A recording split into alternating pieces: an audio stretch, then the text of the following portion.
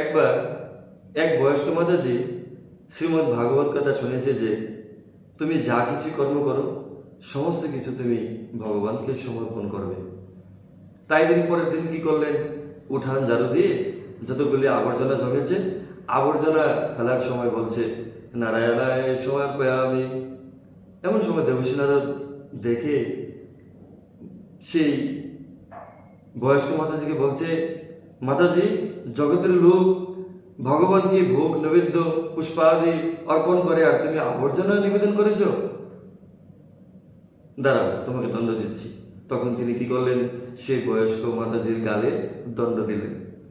আর দণ্ড দেওয়ার সাথে সাথে সেই বয়স্ক মাতাজি এটাও ভগবানকে সমর্পণ করে দিলেন, নারায়ণায় সমর্পয়ামি।